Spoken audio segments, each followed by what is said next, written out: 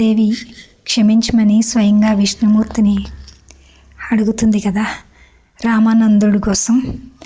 అందుకే ఈరోజు ఏమని చెప్తారంటే ఆ కథలో కంటిన్యూషను.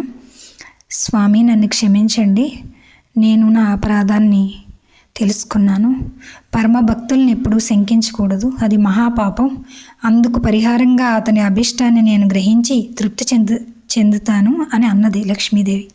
అప్పుడు విష్ణుదేవులు సంతృప్తి చెందిన మనసుతో, దేవి రామానందుడు వాంఛారహితుడు అంటే ఎలాంటి వాంఛలు లేనివాడు, వాంఛాతీతుడు అంటే ఎలాంటి వాంఛలు అంటే కోరికలకి అతీతమైనవాడు, అతనికి అభీష్టములు లేవు అంటే కోరికలు లేవు, అభిమానాలు ఉండవు అంటే ఈ శరీరానికి సంబంధించినటువంటి భావన ఉండదు. అతనికి మనమేమివ్వగలము? అయితే నీవు అభిలషిస్తున్నావు కాబట్టి, అంటే నువ్వు కోరుకుంటున్నావు కాబట్టి ఒక ఉపాయం చెప్తాను, వినుము.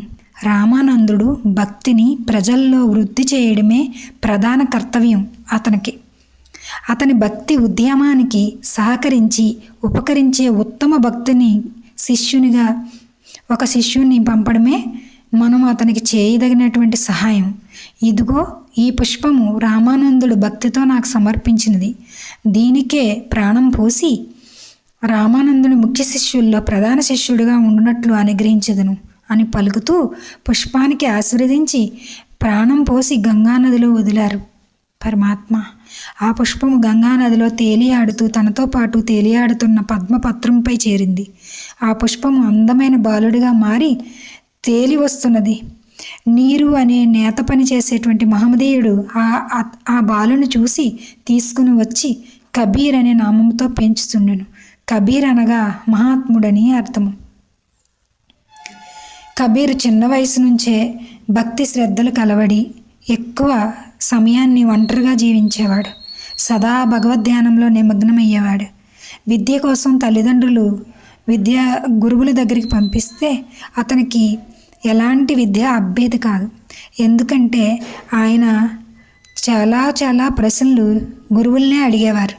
గురువులు వాటికి సమాధానం చెప్పలేక నువ్వు ఇంటికి వెళ్ళిపో, మేము నీకు చదువు చెప్పలేమని తిరిగి పంపించేసేవారు. విద్యను బోధించకమనే పంపేసేవారు. అందుచేత కబీర్ పెద్దగా విద్యార్జన చేయలేకపోయాడు.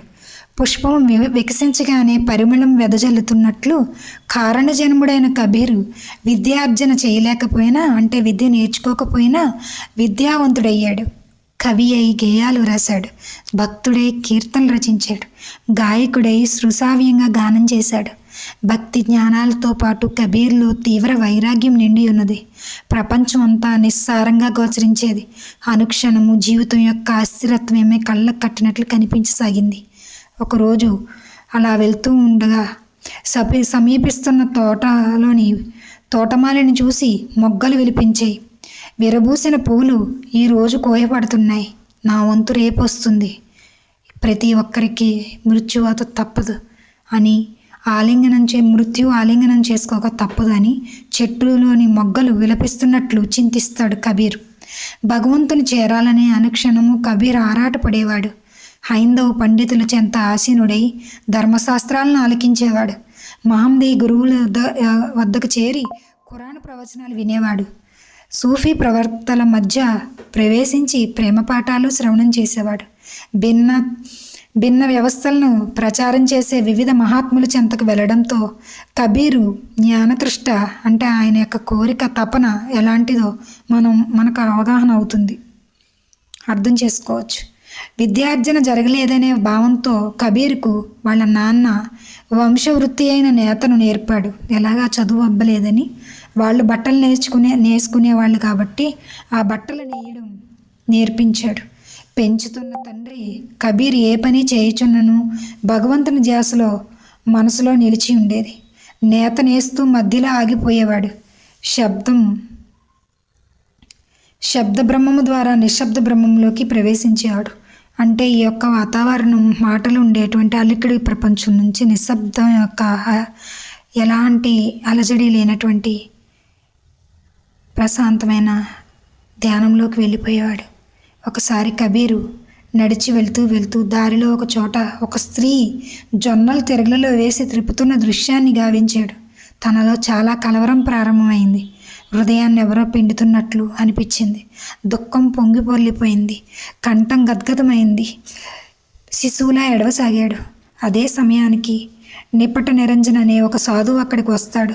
దుఃఖిస్తున్న కబీర్ని చూసి, నీ దుఃఖానికి కారణం ఏమిటి అని అడుగుతాడు. మహాత్మా, అదిగో ఆ ఇంటి వరండాలో చూడండి. తిరగలలో జొన్నలు వేసి పిండి చేస్తున్న స్త్రీని చూడండి. ఆ దృశ్యమే నన్ను కలవరపరిచింది. సంసారం అనే తిరగలలో జొన్నలనే జీవులు వేసి మృత్యు అనే స్త్రీ ఎలా పిండి చేస్తున్నదో చూడండి. జొన్నల పిండిలాగా మారులాగానే జీవులందరూ మృత్యువాత పడి మరణిస్తున్నారు. ఈ మృత్యు తిరగల నుండి బయటపడే మార్గం తెలియచేయండి అని నమస్కరిస్తూ అడుగుతాడు కబీర్. అప్పుడు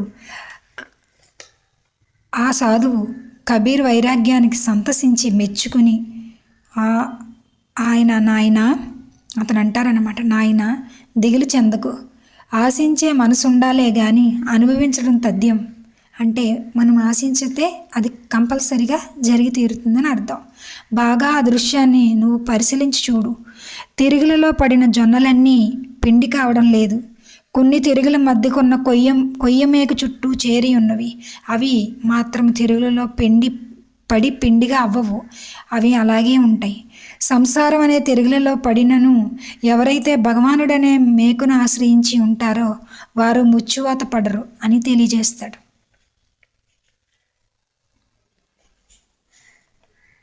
థ్యాంక్ యూ ఫ్రెండ్స్. మిగతాది మళ్ళీ భాగాల్లో విందాం. మీకు నచ్చినట్లయితే లైక్ చేయండి.